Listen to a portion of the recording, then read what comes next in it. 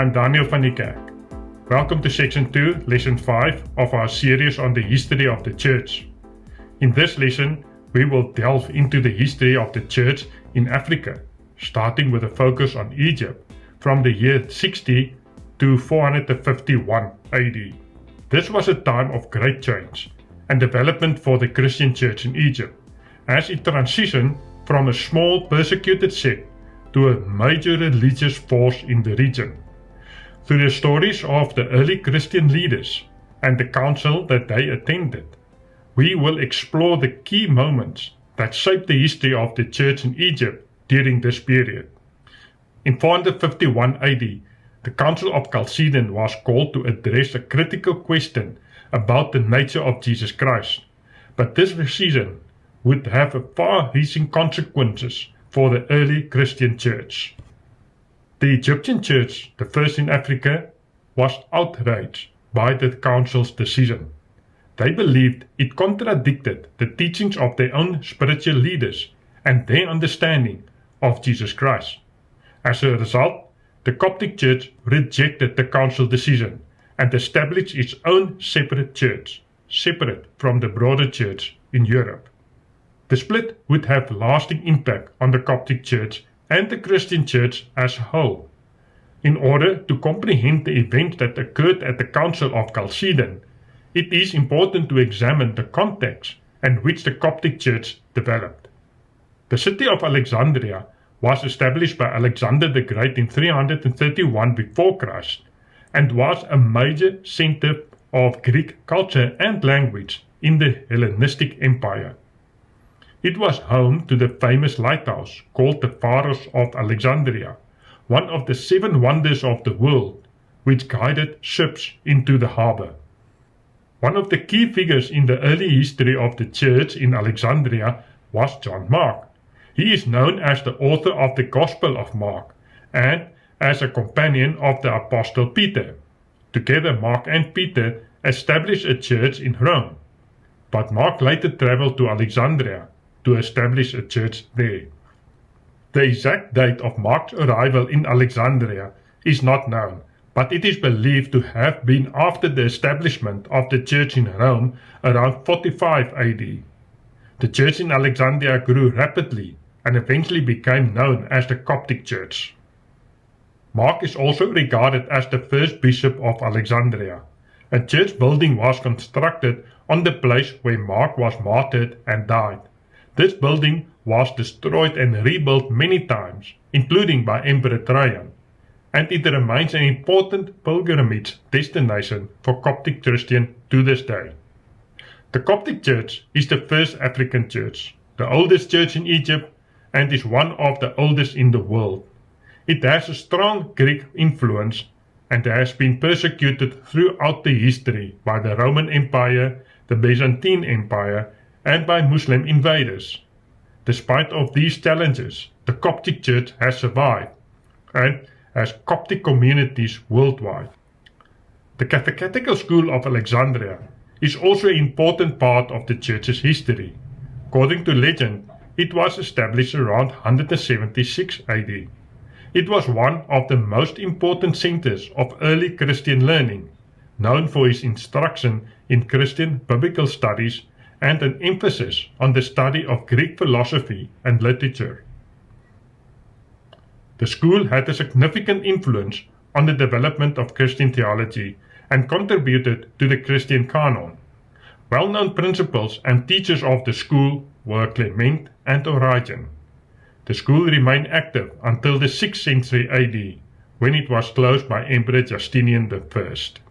The history of the church in Alexandria is a rich and complex one, shaped by the city's unique blend of Greek culture, early Christian leaders, and political and religious conflicts. One of the most prominent church fathers of the 2nd century was Clement of Alexandria. Born around the year 150 AD in Athens, he studied philosophy before converting to Christianity. He later became the head of the Catechetical School of Alexandria, where he emphasized the importance of the pursuit of knowledge for the spiritual development of Christians. Clement also believed in the compatibility of Christianity with Greek philosophy and culture, and he included secular subjects such as science and history in his teachings. His most important work, the Stromata, discussed a wide range of subjects, including theology, philosophy, and ethics.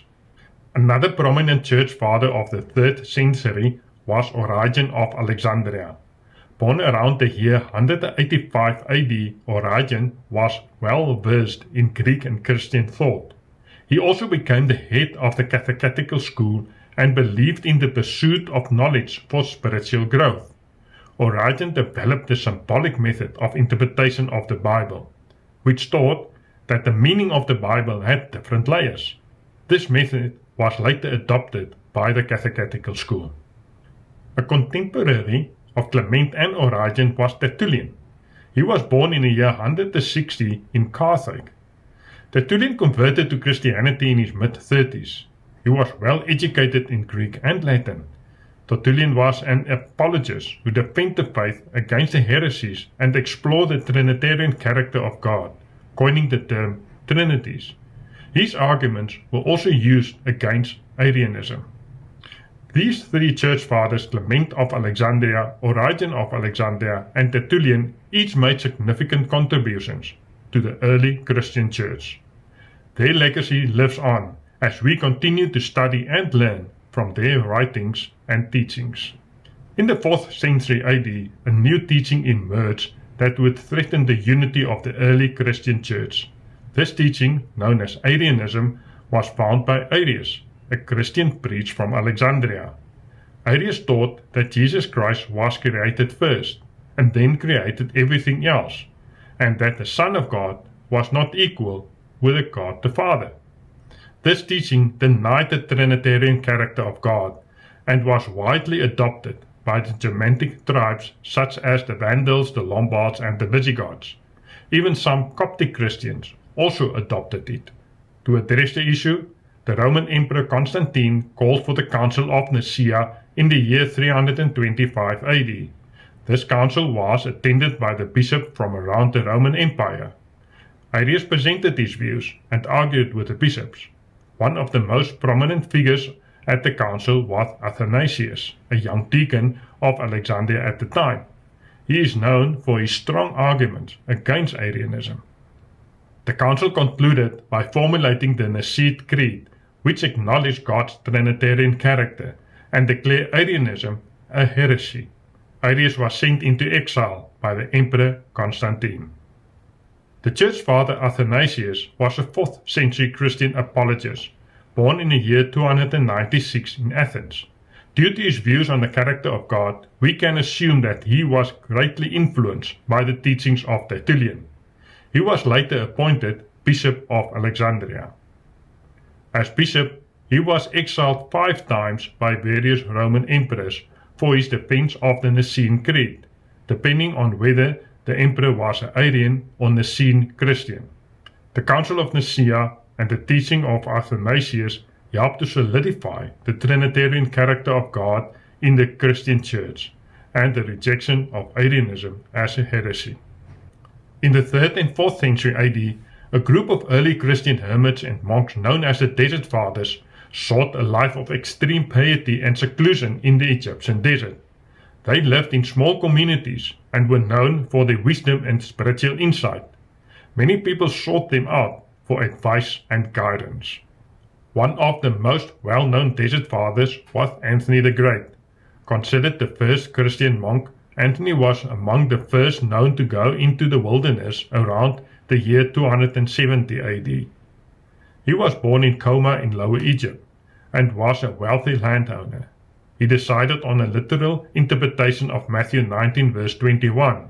If you want to be perfect, go, sell what you have and give to the poor, and you will have a treasure in heaven. He spent 15 years remaining in the area as a disciple of a local hermit. At the age of 35, he withdrew from the people and sought absolute solitude.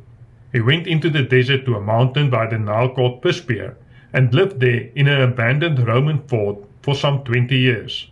Over time, he attracted disciples and a community formed around him. Another well-known desert father was Pausanias the Great, born in 292 in Egypt to pagan parents. Pausanias joined the Roman army, and one evening in Thebes, he met some local Christians who brought food for the soldiers. This left a lasting impression on him. When he left the army, he converted to Christianity and chose the life of a hermit. But he felt a calling to organize the loose hermit communities. The organization was based on the Roman barracks, and they all followed the same rules. The form of monasteries became known as Cenobitic monasticism. The desert fathers such as Anthony the Great and Pausanias the Great sought a life closer to God through extreme piety and seclusion. Their wisdom and spiritual insight continued to inspire and guide many. In 451 AD, the Emperor Marcian convoked the Council of Chalcedon. The purpose of the council was to reassess the teaching of Nestorianism and Monophysitism, which had been spreading within the Christian Church. Both of these teachings attempt to separate Christ's divine nature from his humanity. At the Council of Chalcedon, the bishop present declared that Christ was both divine and human, and therefore had two natures, one human and one divine, united in one person. This declaration rejected the teaching of Monophysitism, which held that Jesus Christ had only one nature, which was divine. The decision of the Council of Chalcedon was not accepted by the Coptic Church, which saw it as diluting and diminishing the divinity of Christ. This led to a split between the Coptic Church and the rest of the Christian world, leading to the formation of the Coptic Orthodox Church. The Council of Chalcedon and its declaration of Christ's dual nature as both divine and human helped to solidify the orthodox understanding of Christ within the Christian Church. Now, to summarize Lesson 5. The Church in Africa was started by Apostle John Mark in Alexandria. We learn about the emergence of two distinct methods for spiritual growth within the Egyptian Church. The first method, developed at the Catechetical School in Alexandria, emphasized the importance of education in achieving spiritual enlightenment, while the second method, practiced by the Desert Fathers, focused on solitude, prayer and devotion as the path to spiritual growth. During this time, the Coptic Church, as the first church in Africa, established its own unique identity and differentiated itself from the broader church in Europe through the teachings of Monophysitism. This brings us to the end of Lesson 5. Thank you for your time and enjoy the rest of your day.